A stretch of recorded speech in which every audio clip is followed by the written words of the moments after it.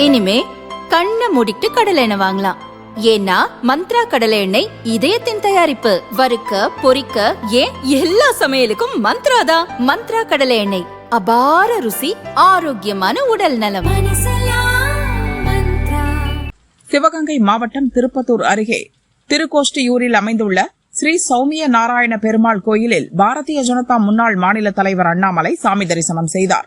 பார்லிமென்டில் கமல்ஹாசனின் கன்னி பேச்சு குறித்தும் தனிக்கட்சி துவங்குவீர்களா என்ற கேள்விக்கும் பதிலளித்தார். ஹிந்தி ஒரு விஷக்கருமி என கனிமொழி கூறியதற்கு காட்டமாக பதிலடி கொடுத்தார். கமலஹாசன் ஐயாவை பொறுத்தவரை ஒரு நல்ல ஒரு நடிகர், எந்த மாற்று கருத்தும் இல்லை. கன்னி பேச்சு. ஆனா எங்க எல்லோருக்குமே வருத்தம் என்னன்னா, நம்முடைய நிதியமைச்சர் அம்மையார் அவர்கள் இன்னொருவர் பேசியதை குறிப்பிட்டு அவங்க இந்த மாதிரி பேசுறாங்க, அவங்க தமிழ் மொழிய நாகரிகமான மொழின்னு சொல்லல அப்படின்னு சொன்னதை திரு கமலஹாசன் அவர்கள் தவறாக புரிந்து கொண்டு அதை பேசுறது எங்களுக்கு எல்லாருக்குமே வருத்தம் தான். இது பாராளுமன்றத்துல அண்ணன் கமலஹாசன் அவர்களுடைய பார்வைக்கு இது சென்ற பிறகு நிச்சயமாக ஒரு தன்னை திருத்தி தான் தவறான புரிதலோடு திரு நிதியமைச்சர் அவர்களை பற்றி பேசியிருக்கோம் அப்படின்னு கமலஹாசன் ஐயா சொல்லுவாங்கிற நம்பிக்கை இருக்கு. மற்றபடி தமிழ்நாட்டுக்கு உழைக்க வேண்டும் என்று விரும்புகின்றார். ராஜ்யசபா உறுப்பினராக இருக்கிறாங்க. அதனால் நான் ரொம்ப அவர் மேல குற்றம் எதுவும் சுமத்த விரும்பல. அவருடைய ராஜ்யசபா பொறுப்பும் கூட நல்லா இருக்கட்டும். அதே நேரத்தில் தவறுதலாக நடந்திருப்பதாகத்தான் நாங்கள் பார்க்கின்றோம். அது கமலஹாசன் அவர்களுடைய கவனத்திற்கு சென்றிருப்பதாக நாங்கள் அறிகின்றோம். அடுத்த முறை பேசுவதற்கு வாய்ப்பு கிடைக்கும் பொழுது இந்த திருத்தத்தை அங்க பதிவு செய்வாங்க நாங்க நம்புறோம். தலைவர் விஜய வந்து ஆரம்பத்துல இருந்தே ஊக்கமும் ஆதரவு கொடுத்து அறிக்கை சமீப காலமா உங்க பேர்ல எப்பொழுது இல்லைங்க, எப்பொழுதுமே ஆக்கம் ஊக்கம் எப்பொழுதுமே புதிதாக வருபவர்களுக்கு எப்பவுமே இருக்கும். அரசியல் நாகரிகம் அப்படின்னு இருக்கு, லட்சுமண ரேகா இருக்கு, அது எல்லோரும் கடக்கக்கூடாது அப்படின்னு தான் சொன்னேன்.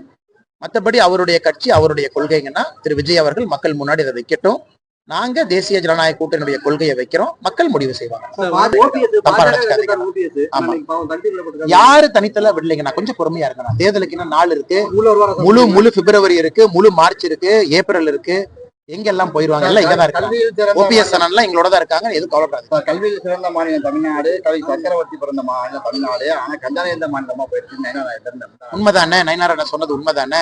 இன்னைக்கு எங்க பார்த்தாலும் கூட கல்வி கூடங்கள்லயே கஞ்சாவுக்கும் அளவுக்கு நிலைமை போயிருக்கும் பொழுது எப்படி கல்வியில் சிறந்த மாநிலம் நம்முடைய தமிழ் மாநிலம் எப்படி சொல்லாங்கன்னா, புள்ளி விவரத்தை பாருங்க. தென்னிந்தியாவில் கடைசியில் இருக்கும் லேர்னிங் இண்டிகேட்டர்ஸை பாருங்க.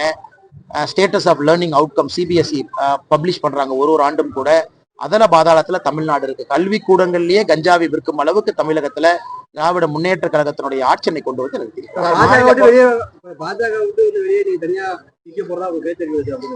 என்னை பார்த்து அப்படியாக தெரியுது. மாவட்ட தலைவர் இங்க இருக்கிறாரு, மூத்த தலைவர்கள் இங்க இருக்கிறாங்க, எல்லாத்தோட நின்று கொண்டிருக்கின்றோம். எல்லாம் அன்போடு எங்களை இங்க வர வேண்டும் என்று சொல்லியிருந்தார்கள். அன்பு கட்டுப்பட்டு திருக்கோஷ்டியூர்ல இருக்கிறோம். பார்த்தா அப்படியாக தெரியுது. மாநில தலைவரா பொறுப்பு வைத்த நீங்க வந்து 6 தொகுதி பொறுப்பாளரா எப்படி பணி செய்வீங்க? அதுதான் நீங்க வெளியில போனதா? இல்ல, வேற எல்லா வேலையும் நம்ம செய்யறோம். இது அரசியல் அதிகமா பேச வேண்டாங்கன்னா கோவில் இருக்கும் இருந்து நீங்க காலையில இருந்து இருக்கிறனால நம்ம பதில் சொல்லிட்டு இருக்கோம். இன்னொரு சந்தர்ப்பம் இருக்கும்போது நம்ம பேச வேண்டாம். இந்திய வந்து கையெழுத்தாலே காங்கிரஸ் வெளில போச்சு, அதே மாதிரி பாஜக வெளில போச்சு சொல்லி சொல்றாங்க. கனிமொழி அக்கா ஒரு பதில் சொன்ன பாத்தீங்களா, நல்ல ஒரு மன நோய் மருத்துவரை பார்க்கணும். ஏன்னா அக்கா மாத்தி பேசுறாங்க. காலையில் ஒண்ணு பேசுறாங்க, மத்தியானம் ஒண்ணு பேசுறாங்க, டாஸ்மார்க் மூடு வாங்குறாங்க, ஆட்சிக்கு வந்த பிறகு திறந்து வச்சிருக்காங்க. அதனால கனிமொழி அக்கா வந்து இன்னைக்கு ரொம்ப வேலை அதிகப்போல அதிகமாயிருச்சு. அக்காக்கு நிறைய ஊரா போய் திமுகவுடைய தேர்தல் பணிக்குழு வேலை செய்யறாங்க. அக்காக்கு வேலை போல அதிகமாயிருச்சு. அதனாலதான் அக்கா அப்படி பேசுறாங்க. நல்ல மருத்துவர் அக்கா பார்த்தாங்கன்னா அக்கா சரியாயிருக்கும்.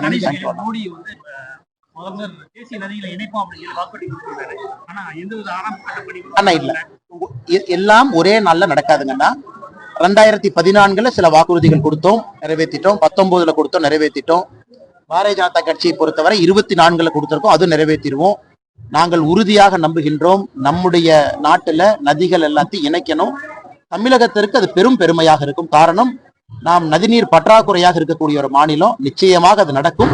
அதற்கும் ஒரு காலம் வரணும். பட்ஜெட் உங்களுக்கு தெரியும், எவ்வளவு லட்சம் கோடின்னு உங்களுக்கு தெரியுங்கன்னா பொறுமையாக இருப்போம். படிப்படியாக ஒரு வேலையா செஞ்சுக்கிட்டே வர்றாங்க.